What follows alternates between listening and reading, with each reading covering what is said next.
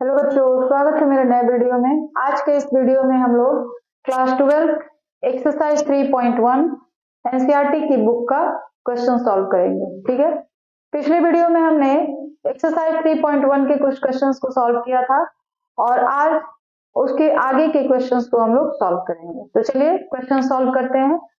Question number 6 तक हमने पिछले वीडियो में डिस्कस किया हुआ है और आज हम लोग क्वेश्चन नंबर 7 से सॉल्व करेंगे। क्वेश्चन नंबर 7 जो है इस तरीके से दिया हुआ है। आपको एक समीकरण दिया गया है और इससे आपको ABCD की वैल्यू निकालनी है।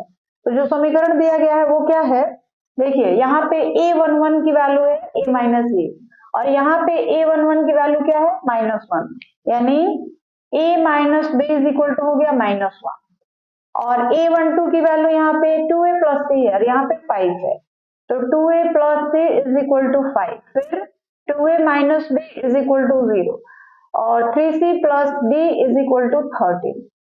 First, second, third and fourth. तो हमारे पास इस तरीके से कुल 4 इक्वेशंस दिए गए हैं और इनको सॉल्व करके हमको ABCD का मान निकालना है। ठीक है, तो पहले हम लोग देखते हैं कि इस इक्वेशन में A माइनस बी है यानी A और B है और इस इक्वेशन में A और B है। ठीक है, तो पहले हम लोग इन्हीं दोनों को सॉल्व करेंगे, equation number first and third को। इन दोनों को जब हम सॉल्व करेंगे तो हमको A और B का मान मिल जाएगा। उसके बाद A B का मान हम किसी में भी रख देंगे तो दूसरी वाली जो वेरिएबल है C और D उसकी वैल्यू हमको मिल जाएगी। तो हम लोग लिखेंगे समीकरण 1 तथा समीकरण 3 को हल करने पर ठीक है, समीकरण 1 और 3 को हल करा जाएगा तो क्या मिलेगा, A minus B is equal to -1 and 2A minus B is equal to 0। तो हम लोग क्या करेंगे, दोनों देखिए यहाँ भी माइनस बी है यहाँ भी माइनस बी है, तो इस b को हम लोग एलिमिनेट करेंगे तो जाहिर सी बात है दोनों का साइन जो होना चाहिए अलग अलग होना चाहिए, तभी तो वो कैंसिल आउट होंगे। तो दोनों के साइन को अलग अलग करने के लिए हम लोग क्या करेंगे, लिखेंगे यहाँ पे घटाने पर। तो घटाएंगे तो नीचे वाले का जो साइन होगा ना वो चेंज हो जाएगा इस तरीके से, तो b भी कैंसिल हो जाएगा और यहाँ क्या बचेगा, minus a is equal to -1, minus minus cancel यानी a की वैल्यू हमको मिल जाएगी 1। अब a की वैल्यू हम लोग इक्वेशन 1 में पुट कर दें तो a का मान समीकरण 1 में रखने पर, समीकरण 1 में हम लोग रखेंगे a का मान तो क्या मिलेगा, a minus B is equal to -1, तो a की वैल्यू हम लोग रखेंगे 1 minus B is equal to -1, तो 1 को जला देंगे यानी b की वैल्यू हमको मिल जाएगी 2। ठीक है, तो b की वैल्यू हमको मिल गई कितनी, 2, -1 को जला दिए तो इस तरीके से आप कर सकते हैं 1 plus 1 is equal to b, यानी b की वैल्यू मिल गई हमको 2। अब यहाँ पे b की वैल्यू 2 मिल गई। अब हम लोग क्या करें, a की वैल्यू अगर समीकरण 2 में रख दे तो लिखेंगे समीकरण 2 में a का मान रखने पर, ठीक है, समीकरण 2 में a का मान रखेंगे तो 2 में a का मान क्या रखा जाए, 2 into 1 plus c is equal to 5, तो 2 plus c is equal to 5 यानी c is equal to 5 minus 2, c की वैल्यू आ गई कितनी 3। तो इस तरीके से हमको c की वैल्यू भी मिल गई 3। अब हमको d की वैल्यू निकालनी है, तो अगर हम समीकरण नंबर 4 में c की वैल्यू पुटअप कर दे तो हमको d की वैल्यू भी मिल जाएगी। तो लिखेंगे समीकरण 4 में c का मान रखने पर तो क्या हो जाएगा, समीकरण 4 क्या है, 3c plus D is equal to 13। 3c का मान हमको 3 मिला हुआ है, d इज इक्वल टू 13 यानी 9 plus D is equal to 13, तो d की वैल्यू कितनी मिल गई हमको, 13 माइनस 9 यानी d की वैल्यू आ गई हमको 4। तो इस तरीके से क्वेश्चन नंबर 7 जो है कंप्लीट हो चुका है और उसमें हमको a की वैल्यू 1, b की वैल्यू 2, c की वैल्यू 3 और d की वैल्यू 4 मिल चुकी है।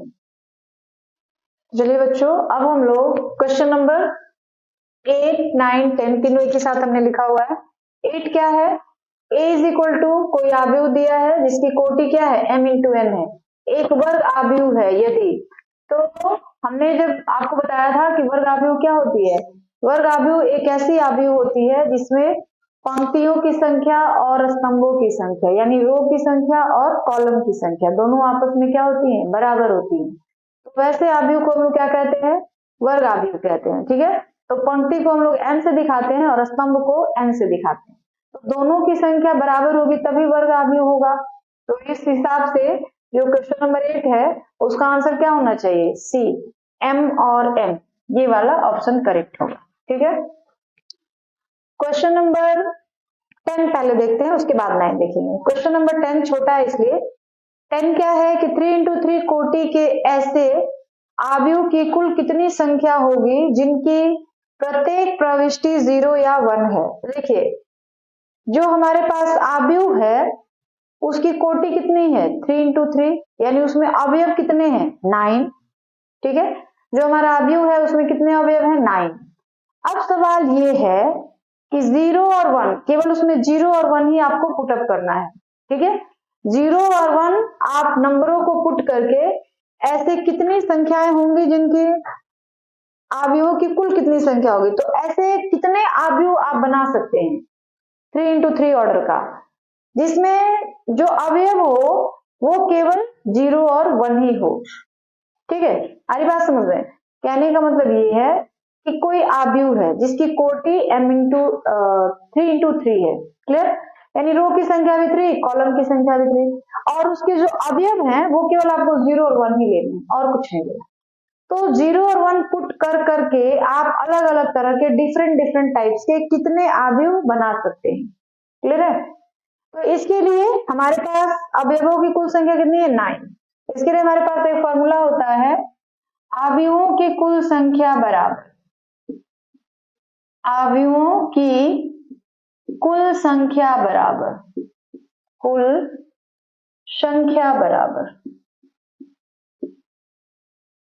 2 to the power n, और ये n क्या है, तो जितने अवयव हैं आव्यूह में उनकी संख्या है, या उसको हम कह सकते हैं उसकी कोटि है, डिग्री है, ऑर्डर है।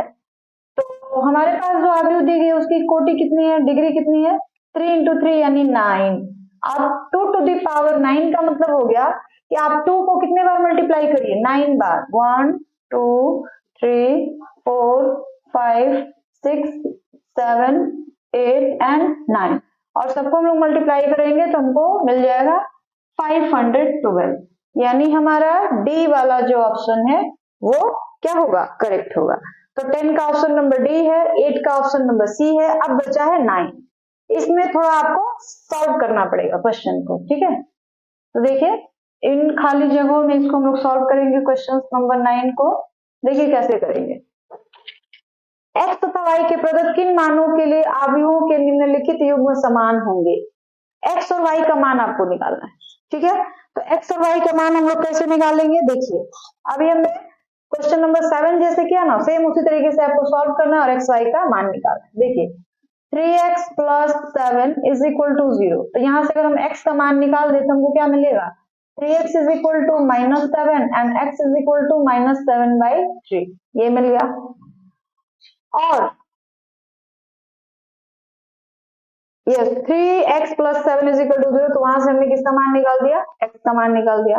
अब अगर यहां से मान निकाल दे एक, ये भी तो अच्छा, दूसरी चीज हम यहाँ देखते हैं, 5 किसके इक्वल होगा, y-2 के, तो y-2 is equal to 5, यानी y की वैल्यू कितनी मिल जाएगी, 5 plus 2, यानी y की वैल्यू हो गई 7। तो देखिए x की वैल्यू इतनी, y की वैल्यू इतनी, क्लियर है। अब यहां से हम y का मान निकालते हैं, y plus 1 किसके इक्वल होगा, 8 के इक्वल होगा, तो देखिए यहां से भी y का मान निकालते हैं, y plus 1 is equal to 8, यानी y is equal to 8 minus 1, यानी हो जाएगा 7, तो y की वैल्यू यहाँ भी 7 आ गई। ठीक है, तो y की वैल्यू यहाँ भी 7, y की वैल्यू यहाँ भी 7। एक क्वेश्चन तो एक ही है, तो x y के आप मान निकाल रहे हैं, तो चाहे जिस भी मेथड से निकालिए x और y के जो मान होंगे वो तो इक्वल ही होने चाहिए। अगर आपका कैलकुलेशन सही है, प्रोसेस सही है, तो चाहे आप जिस तरीके से निकालिए x और y के एक ही मान मिलने चाहिए। ठीक है, तो ये हमारा y का मान तो सेम आ गया 7 7। अब चेक करते हैं कि क्या x का मान भी सेम आ रहा है, तो देखिए x का हमने एक मान निकाल लिया है और x का दूसरा मान हम लोग यहां से निकालेंगे। 2 minus 3x is equal to 4। तो 3x को उधर ले चलते हैं, तो 2 minus 4 is equal to 3x। तो ये हो गया -2 इज इक्वल टू 3x, यानी x की वैल्यू आ गई -2/3। देखिए x की वैल्यू एक बार -7/3 और एक बार -2/3। क्वेश्चन एक ही है, सवाल एक ही है, और एक ही क्वेश्चन में हम जब आंसर ला रहे हैं तो x की वैल्यू एक बार हमको -7/3 मिल रही है और एक बार हमको -2/3 मिल रही है। इट इज नॉट पॉसिबल, ये पॉसिबल नहीं हो सकता है। क्वेश्चन अगर एक है, आपने प्रोसेस अगर सही किया है, चाहे जिस मेथड का यूज करिए, x और y की जो वैल्यूज आनी चाहिए वो क्या होनी चाहिए, सेम होनी चाहिए। तो y की वैल्यू तो सेम आ रही है बट x की वैल्यू सेम नहीं आ रही है। इसका मतलब है कि डी वाला जो ऑप्शन है हमारा करेक्ट है, ज्ञात करना संभव नहीं है, यानी इसका ऑप्शन होगा ऑप्शन नंबर डी, ज्ञात करना संभव नहीं है। क्लियर है? तो इस तरीके से हमारा क्वेश्चन नंबर 10 तक कंप्लीट हो गया और एक्सरसाइज 3.1 भी कंप्लीट हो चुका है। ठीक है, और अगर आपको हमारी वीडियो अच्छी लगी हो, हमारे इस चैनल पे अगर आप नए हो तो प्लीज हमारे वीडियो को ज्यादा से ज्यादा लाइक और सब्सक्राइब करें।